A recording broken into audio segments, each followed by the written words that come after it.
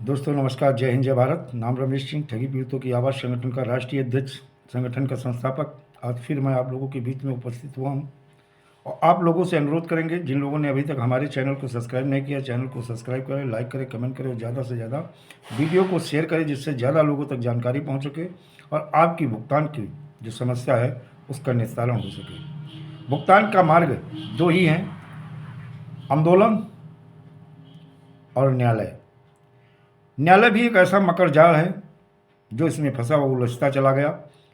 बहुत बार ऐसा हुआ है, supreme court, high court, fast track court, उपभोक्ता फोरम की न्यायालय, ये आदेश यानी कागज़ पे आपको न्याय मिल गया, लेकिन ज़मीनी हकीकत इसके उलट है। ज़मीन पे आपका आज तक पैसा नहीं, कागज़ पे तो न्याय मिला लेकिन ज़मीन पे आज तक आपको पैसा नहीं मिला। तो इससे साफ होता है कि बहुत सारे न्यायालय के आदेश के बाद में अगर आपको पैसा नहीं मिलता है तो कहीं ना कहीं लगता है क्या जो न्यायालय है, न्याय व्यवस्था है, वो गरीबों के लिए नहीं है। गरीबों की पीड़ा और दर्द क्या उनको नहीं दिखता है? क्या जो पूर्व में सुप्रीम कोर्ट के न्यायाधीश या गुप्ता जी हों या अन्य न्यायाधीशों ने जो कहा था कि न्यायालय, सुप्रीम कोर्ट जैसी न्यायालय, हाई कोर्ट जैसी न्यायालय केवल अमीरों के लिए बची है, क्योंकि गरीब वहाँ पहुँच ही नहीं पाते हैं और क्योंकि इतनी फीस होती, इतना वो होता कि वो बेचारे न्याय के लिए भटकते रहते हैं और उनका जीवन पूरी तरह से नरक या तबाह हो जाता है। हिंदुस्तान के 42 करोड़ जमाकर्ताओं को लेकर के कौन कौन सा जमाकर्ता न्यायालय जाएगा? अगर सामूहिक कोई याचिका लगाई जाती तो भी उसका किस तरह से निस्तारण होता है? और ये पीड़ा और दर्द उनकी बढ़ जाती है और उन्हें न्याय नहीं मिलता है, तब विकल्प बचता है आंदोलन। आंदोलन के माध्यम से सरकार के ऊपर प्रेशर बनाना। सरकार भी देखा जाए एक ऐसी, सरकार की एक ऐसी व्यवस्था है, ऐसी उनकी नीयत और मंशा है इस समय कि पीड़ित जमाकर्ताओं का भुगतान को लेकर के पूरी तरह से देखा जाए विफल रही हैं। जो भी सरकारें रही हैं, चाहे वर्तमान हो या पहले की सरकारें रही हों, और पीड़ित जमाकर्ताओं को केवल मिला तो आश्वासन, जैसे अभी एक संगठन के माध्यम से बताया जा रहा, धन्यवाद दिया जा रहा है, महिमा मंडन किया जा रहा है वर्तमान सरकार का कि अनुपालना सुनिश्चित हो जाएगी, ये हो जाएगा, वो हो जाएगा।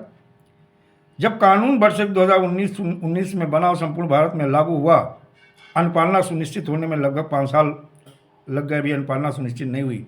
अगर अनुपालना सुनिश्चित हो जाएगी तो भुगतान में कितने वर्ष लगेंगे, ये भी सोचने की बात है। तब विकल्प बचता है आंदोलन, और आंदोलन के माध्यम से सरकार को झुकाया जा सकता है और झुकाने के साथ साथ भुगतान का मजबूत रोडमैप मिल सकता है। और अभिकर्ता के ऊपर जो लगातार, जैसे भी राजस्थान ही ले लीजिएगा, कुछ जगह की मतलब जो है एक अभिकर्ता ने प्रेशर में, दबाव में निवेशकों द्वारा इतना प्रेशर बनाया गया कि उसके पास 7 सुसाइड नोट मिले, उसने आत्महत्या कर ली। उनके परिवार वालों ने पोस्टमार्टम के लिए कहा तभी हम कराएंगे, लेने जाएंगे लाश, जब इन 16 लोगों के ऊपर FIR, 16 लोगों का नाम दिया गया, उनके खिलाफ FIR दर्ज होगी। क्षेत्राधिकारी महोदय ने बताया, वो बताते हैं कि वो सहारा इंडिया का अभिकर्ता था। वहीं कल अनूपपुर हो, चाहे मध्य प्रदेश का, चाहे प्रयागराज, जहाँ पे अभिकर्ता को चौकी में बुलाया गया, उसी से के ऊपर प्रेशर बनाया जा रहा था कि पैसा आपने जमा कराया, आपको देना पड़ेगा। तो हमारे राष्ट्रीय कार्यकारिणी के सदस्य राम लखन पाल जी, मंडल अध्यक्ष वहाँ के, जिला अध्यक्ष वगैरह सारे लोग पहुँच करके वहाँ बात की। बात करने के बाद फिर हमारी बात कराई और उनको कुछ डॉक्यूमेंट्स दिए गए। उसके बाद अभिकर्ता को छोड़ा गया है। तो इस समय प्रेशर में अभिकर्ता इस तरह से है, एक ऐसी दयनीय जिंदगी जी रहा है कि एक तरफ कुआं है, एक तरफ खाई है। एक तरफ जहां निवेशकों द्वारा लगातार, क्योंकि निवेशकों ने अपना पैसा जमा किया, वो तो अभिकर्ता से ही कहेंगे, वहीं दूसरी तरफ पुलिस का भी प्रेशर है और तीसरी तरफ ये संगठन जो कि गलत तरीके से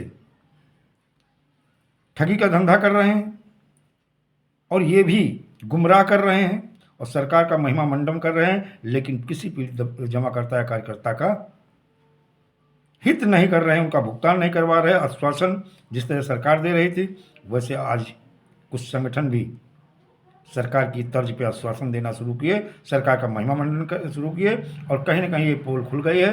अब लोग इनके ऊपर से भरोसा कहते हैं। जब कोई ऐसे बुरे लोग आ जाते हैं और इस तरह के छल और कपट का काम करते हैं, लोगों को गुमराह करते हैं, तो अच्छे लोगों से भी भरोसा उठ जाता है।